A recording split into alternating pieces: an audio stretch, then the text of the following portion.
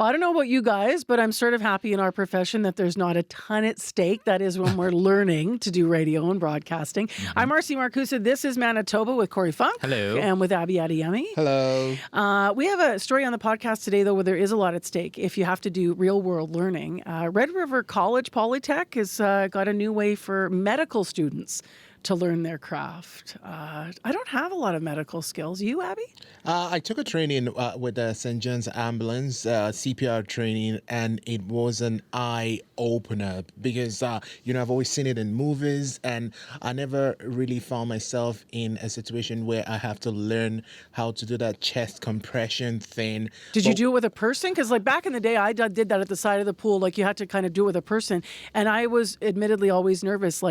I don't want to hammer on someone's chest, right? Yeah, they had this mannequin kind of thing there that had a build like a human being. And I remember the instructor saying, make sure you compress the chest. And if you crack a rib, in reality, let it be. You will not be at fault. And I'm like, I'm waiting for that day. Wow. I am waiting for that day to practice this. Well, I'm glad, Corey, that someone's going to help us if we have an issue on the team. Because I actually haven't brushed up my skills. I shouldn't admit this maybe, but in a long time. I just did wilderness first aid, so if you go into shock, I can wrap you in a sleeping bag and hope for the best. Okay, not going to help us at all. Okay. This is Manitoba. Well, I'll tell you what is helping, though. This simulator that we're talking about. So today in the podcast, we're going to take you there because CBC's Jim Agapito had a look at this, and he's talking about how it is going to be a game changer. That's what some educators are saying over at Red River College, Polytech, for students who need mannequins, need that real world environment simulated before they get out into their real jobs. So important. We're going to hear more about why. Also, we're going to turn our attention to a devastating story. I remember being in the newsroom almost 3 years ago as the news came in. Wait a minute, it's one person. Hang on, it's more. It's a whole family. I'm talking about almost 3 years ago, a family of 4 from India, including 2 young children, found frozen to death meters from the U.S. border. Now the trial has started down south, and one of our CBC Manitoba reporters is there. We are going to hear more from her on This is Manitoba today.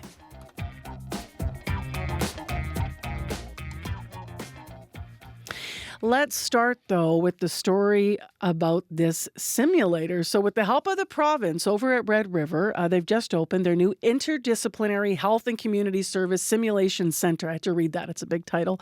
It's on their Notre Dame campus. And as I alluded to, CBC's Jim Agapito was there to check it out. Hi, Marcy. Okay, let's get into this. A simulation lab. Tell us a bit more about it. So this new lab is a state-of-the-art facility at RRC. It simulates real-world scenarios for health and community care students entering the industry. Now, RRC has over 13 programs that will use the lab, which include things like nursing, paramedicine, veterinary technology, diagnostic, medical, sonography, or ultrasound, to name a few. But Marcy, I want you to get the full simulation experience, so here's a little bit of that in action. Hey guys, how are we doing? Good, how are you? Hey. It's locking. Who's doing the handoff? I am. Okay. Visualizing deformity, immobilized and splinted. Immobilize the deformity on both limbs. Immobilized and splinted. So what you're hearing are paramedicine students rushing a patient with head trauma into triage.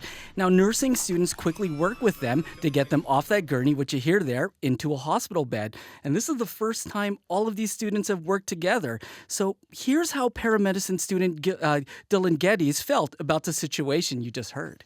First of all, this is amazing, this new facility they have. It's going to create a more realistic environment for us to work in. But not only that, the integration with the nursing and the other healthcare practices here, it's just going to get us to be able to cooperate a lot better, because once we're out in the field, we are working side by side all day long, every day. So start that early in the classroom, I think, is fantastic. And here's how paramedicine student Caitlyn Witt feels about practicing under these conditions. I mean, in the real world, you are going into the hospitals, you're talking to nurses, so to be able to actually have that experience here before you're on the job, I think is really awesome. To be able to do that in a space where you can fail and you can, have room to make errors and to learn from. I think that's super beneficial and helpful before we're actually practicing on real people who need us. This is so smart. I mean, really, when we talk about healthcare and the push to holistically understand what's going on, to have everyone interacting already at the learning stage.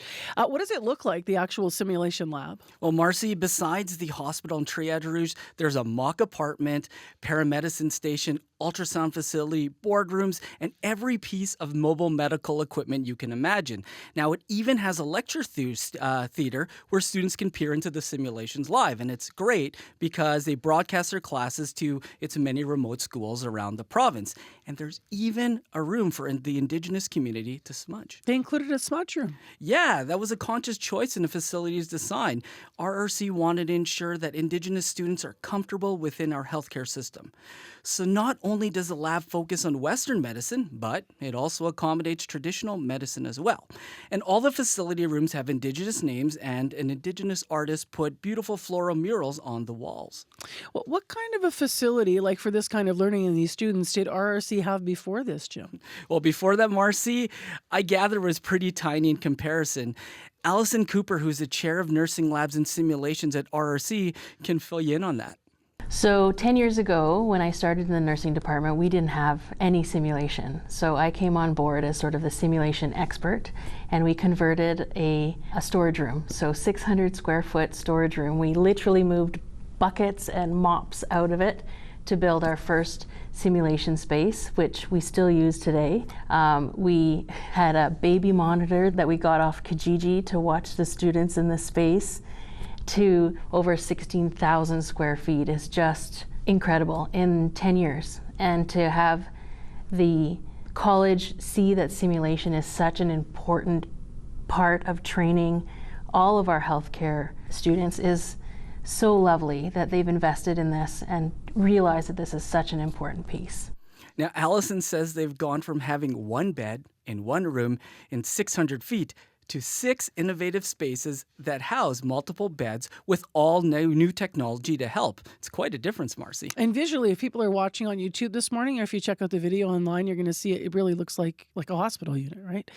How does Allison feel teaching that kind of in the new facility? You know what, Marcy? For her as an educator, it means so much. This is why I became an educator. It was for those moments where you see the students and you're like, this is what we are here for. We've taken them from the classroom, we've been able to teach them everything they need to know, and we can see that transition, that they can actually do it in real time on their own without somebody standing over their shoulder. It's that aha moment, that pride that I feel in the students. It's just incredible. But Marcy, what puts a facility like this into perspective is how nursing student Olivia Groot feels about entering the field. Yeah, it's hard. The schooling is really hard, but it's worth it. You know, we need nurses. We need compassionate nurses, you know, if we want to keep the system going. I think we need to be gentler with our nurses. They've gone through a lot. They're still going through a lot. This is really cool to have this. I think it's going to help Manitobans a lot because there's other students that come here, not just nurses and paramedicine. There's also vet techs, x-ray, MRI. So having a huge facility, and the public can use this space too. So it's really cool that we got to be a part of it. Thanks so much for bringing this in, Jim. Really appreciate it. You're welcome, Marcy. And I hope you've been enjoying your time at Red River for Communities in Focus. Yeah, it's a blast. It's a blast getting to meet the community and talking to a lot of, different people. No doubt. My name is Xavier Wolf. I'm from Headingley, and this is Manitoba. Well, there's some things that happen in our province that just end up having everyone leaning in. And next on the podcast, one of those stories. It happened 3 years ago in January during a blizzard in our province. A family from India, 4 of them, froze to death as they tried to walk across the border from Manitoba to Minnesota. I want just to take a moment to share their names. They were Jagdish Patel, his wife, Vaishali-ben, their 11-year-old daughter, Vyangi, and their 3-year-old son, Dharmeek. Now, U.S. law enforcement alleged that Steve Shand and Harshkamir Patel, no relation to the victims, were 2 of the human smugglers involved in their deaths. Both men have pleaded, though, not guilty. Their trial began in Fergus Falls, Minnesota, and if you're trying to place that as a Manitoban, that's about 300 kilometers southeast of the Emerson border crossing here. And that is where CBC reporter Caitlyn Gowriluk is spending her time covering the trial. Here's her report. So before we do get into what happened yesterday on day one, can you remind listeners of some of the details of this story? Yeah, and I mean, I'm sure lots of Manitobans remember some of those details you talked about and remember hearing this news when it first came out. I mean, like you said, it just was horrible and really heartbreaking. And then it wasn't too long after that, after the Patel family's bodies were found, that we heard an arrest had been made in a case on the other side of the border. So that was Steve Shand. He's one of the two accused in this trial we're following this week. He was found nearby with two of the other migrants in the van he was driving. Prosecutors say those two migrants were traveling in the same group as the Patel family. So as agents were talking to Shand at the time, after they found him in the van, 5 more migrants then sort of emerged from the fields around them. And they'd really been, out in the blizzard too. And one of them had really severe frostbite and was so hypothermic that court documents say she was going in and out of consciousness. So that was almost 3 years ago. Flash forward now to earlier just this year, Harsh Kumar Patel, the other co-accused in this case, was arrested, picked up in Chicago. So the allegation here is that Harsh Kumar Patel coordinated the smuggling. He knew Steve Shand because they both lived in Florida, and that Patel hired Shand to pick up the migrants once they crossed over the border into the States. So let's go to day one. Jury selection was yesterday. What kinds of questions were the more than 60 potential jurors being asked?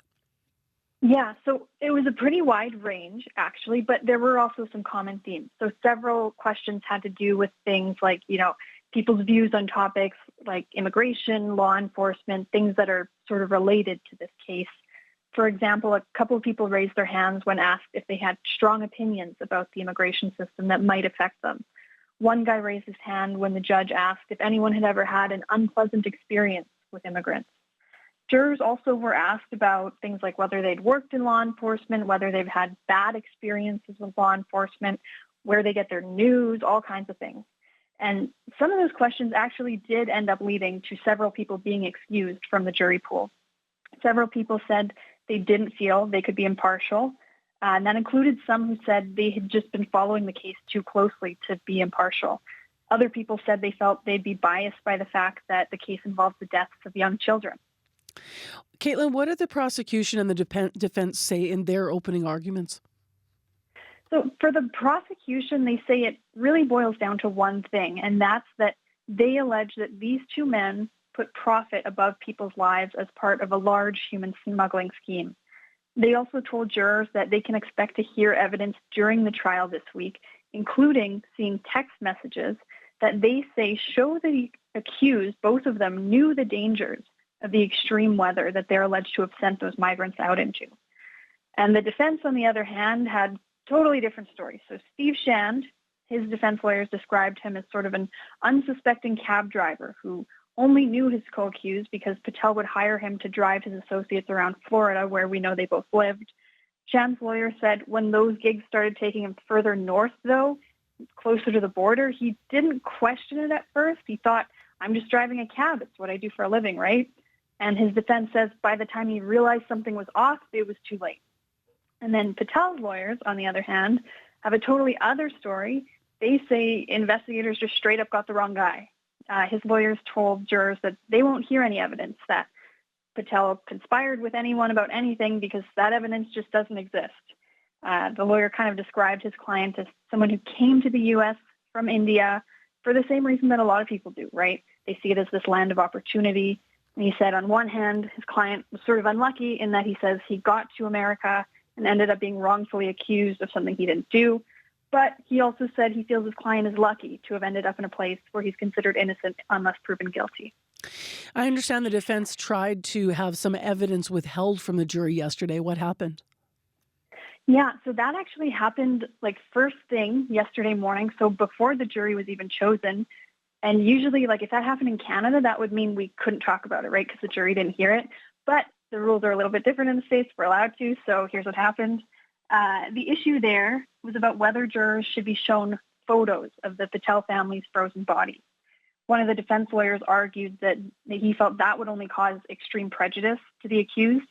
But prosecutors say the photos are necessary to show both how inadequate the clothing was that the family was given for that weather, And also, they say it shows that the family's boots match the ones found on the other migrants in the area. And on that, the judge actually did ultimately end up deciding the photos can be shown to the jury.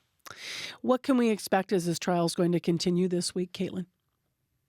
Yeah, so now that the jury selection and opening statements are done, we're on to hearing evidence now for the rest of the week, hopefully starting this morning. Prosecutors said in their trial brief filed a few weeks ago that that'll include people like, law enforcement officers who responded to the scene, investigated this alleged human smuggling scheme. And we're also expected to hear from 2 Canadian forensic pathologists who are expected to testify about the Patel family's autopsies.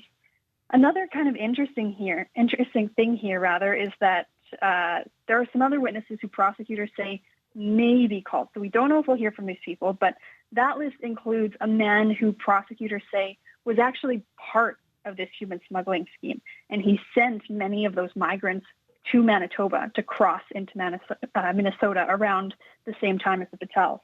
And we may also hear from some of those migrants who are said to have been in that same group as the Patels during the trip where they died. So lots coming up this week, and hopefully we'll be able to shed some more light on this story soon. Thank you very much, Caitlyn, for being with us today. Appreciate your reporting. Thanks for having me. A lot of details to absorb in that.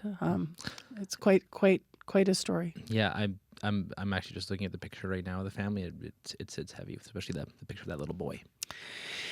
We have reached the end of This is Manitoba for today. We, you know what? We better remind people where to find us. Be sure to find us on your favorite podcast platforms and on YouTube. And don't forget to follow and share with your friends. Follow and share, and please go to YouTube. Because I don't know, maybe they don't want to. Maybe you don't want to see you, Corey or Abby, but you want to see me. I wear hats. You wear the same hat every day. That's true.